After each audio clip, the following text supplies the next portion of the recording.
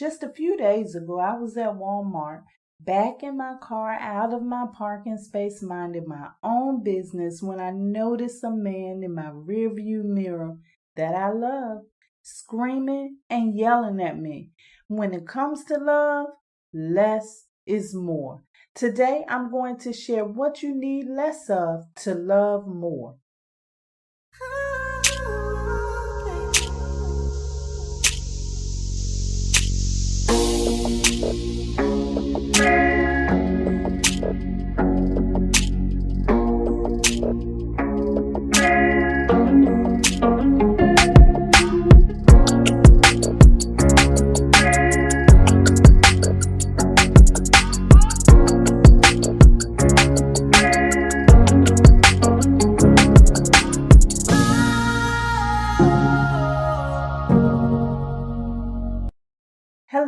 Hello, and welcome to Sunday. You're listening to the Manifest on Purpose show, and I am the host, Kimberly. I'm in the transformation business, and I help you transform mentally so that you can become the best that you are. Today is Self-Care Sunday. Thank you so much for joining me. Thank you for sharing this and inviting your friends and family. And thank you for subscribing here and on the website at manifestonpurpose.net. The God in me loves the God in you. And you know it's all about love today. As you can imagine, all types of things were flowing through my mind as I witnessed that man yelling at me. My first thought was to react. I wanted to yell back, but I decided instead to focus on the present moment. The present moment has saved a lot of people from me. We are all connected to each other. I then began thinking, okay, Kimberly, first of all, maybe he thought you were going to hit him or something. Then I thought, maybe he's going through something that's making him feel this way. My final conclusion was love. I had to love him because he was connected to me. He was a part of me. I didn't know this man, but what I do know is that the same creator in him is the same creator in me. And the God in me loves the God in him. But it took me a minute to get to that point. I had to let go of some things before I could start thinking on that level. You know, love is often labeled and interpreted or misinterpreted in many ways. One thing that's consistent with love is the more you love, the happier you will become. Don't take my word for it. You need to try it for yourself. Challenge yourself to see you in everyone, to stretch love beyond those that you are close to. If that doesn't work, try seeing the God in everyone. You are love, and you should express that with everyone, not just the ones that you're close to, not with just your family member or your children. You should express love to everyone. You are the ultimate expression of love. And here are 3 things that you should do less to radiate and attract more of that love. The first thing on the list today is judgment. Dun, dun, dun, dun. Have you ever had a rough day before? Most of us have. As stated earlier, maybe that guy that was yelling at me had something heavy on his mind that caused him to be in a bad mood. He didn't mean to take it out on me, but maybe he was just going through a lot at the time. Behavior is often created through programming, through the emotions, and as a result to your circumstances. The point is, you don't know what a person is going through in their life to cause their reactions or behaviors. I had to learn this when working in healthcare. More times than not, an angry patient wasn't angry with you. They were afraid, hurt, or sometimes frustrated with what they were going through, and it resulted in an angry response. That happens to the best of us. Judge not that you not be judged. Remember, you are a mirror. What you see in another is a reflection of something within yourself. So instead of asking what's wrong with that person, ask yourself, what is this person reflecting to me?